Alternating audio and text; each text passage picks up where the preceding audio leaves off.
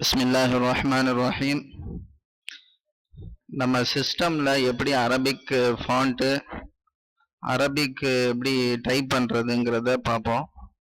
பாருங்கள், இது ஏற்கனவே நான் பண்ணியிருக்கிறதுனால உங்களுக்கு பொதுவாக இந்த இடத்துல இங்கிலீஷ் மட்டும் இருந்தால் இந்த மாதிரி தெரியாது. இன்னொரு லாங்குவேஜ் ஆட் பண்ணியிருந்தோன்னு சொன்னால் அப்போ தான் என்னன்னு தெரியும். இதை கிளிக் பண்ணோன்னா எத்தனை லாங்குவேஜஸ் நம்ம ஆட் பண்ணியிருக்கோமோ அது தெரியும். இது எப்படி ஆட் பண்ணுறதுன்னு பார்ப்போம். முதல்ல இதை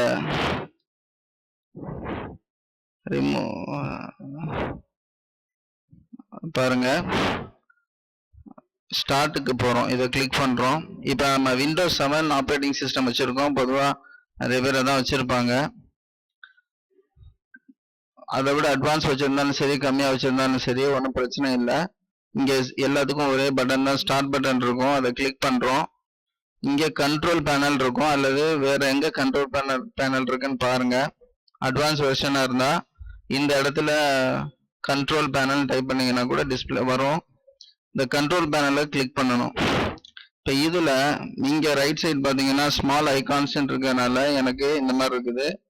இது லார்ஜ் ஐகான்ஸ் இருந்துச்சுன்னு சொன்னால் இப்படி இருக்கும்.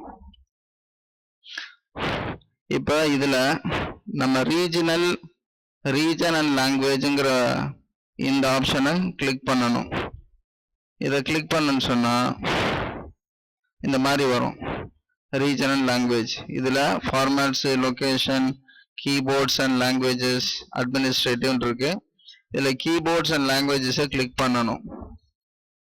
கிளிக் பண்ணிட்டு இங்கே சேஞ்ச் கீபோர்ட்ஸ்ன்னு இருக்கு, அதை கிளிக் பண்ணணும்.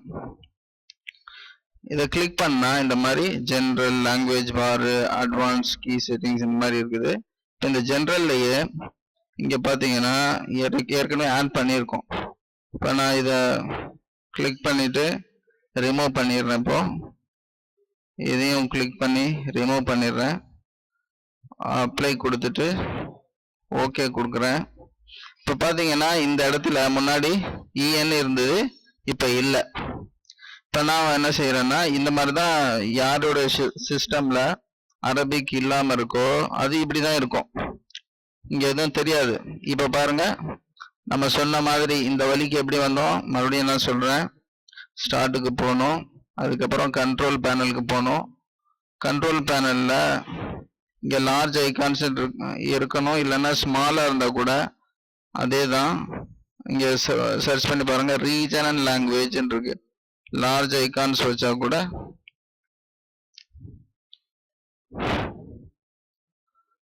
Region and language. வேற அட்வான்ஸ் வெர்ஷன்ல வேற மாதிரி இருந்தா கூட இந்த வார்த்தை கிட்டத்தட்ட ரிலேட்டடா இப்படி இருக்க வாய்ப்பு இருக்கு. எக்ஸ்பி விண்டோஸ் 7ல இப்படிதான் இருக்கும், ரீஜன் அண்ட் லாங்குவேஜ். இதை கிளிக் பண்ணணும். இதை கிளிக் பண்ண உடனே இந்த மெனு வருது. இதில் கீபோர்ட்ஸ் அண்ட் லாங்குவேஜஸை கிளிக் பண்ணும். இதில் சேஞ்ச் கீபோர்ட்ஸை கிளிக் பண்ணும். இப்போ நம்ம இங்கிலீஷ் ஏற்கனவே இருக்குது. இப்போ நம்ம அரபிக் ஆட் பண்ணோம்னா இதை ஆட் கொடுக்கணும்.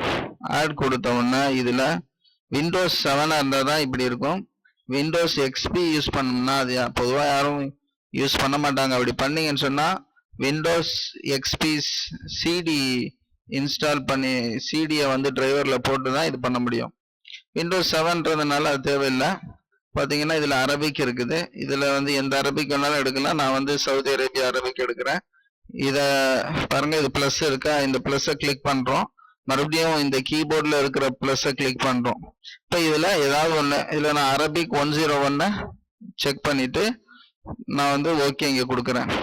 அதுக்கப்புறமா இங்கே கீழே அப்ளைன்னு இருக்கும், அதை கொடுக்குறேன். அப்ளை கொடுத்த உடனே எனக்கு இந்த இடத்துல இது வந்துருச்சு. இதை ஒன்றும் இல்லை, இதை கிளிக் பண்ணி நான் இழுத்து விட்டேன்னா இது எங்கே வேணாலும் வச்சுக்கலாம், மேலே அந்த மாதிரி வச்சுக்கலாம். இப்போ ஓகே கொடுத்தேன்னா அப்புறம் இங்கேயும் ஓகே கொடுத்துட்டேன்னா முடிஞ்சிச்சு. இதை க்ளோஸ் பண்ணிட வேண்டியதுதான். பார்த்தீங்கன்னா இந்த இதை கிளிக் பண்ணி பார்த்தீங்கன்னா இதில் அரபிக் வந்துருச்சு. இந்த அரபிக்கை கிளிக் பண்ணிவிட்டு நீங்கள் இப்போ டைப் பண்ணீங்கன்னா எதுலையாவது அரபிக்கில் தான் வரும். அஸ்ஸலாமு அலைக்கும் வரஹ்மத்துல்லாஹி வபரகாத்துஹு.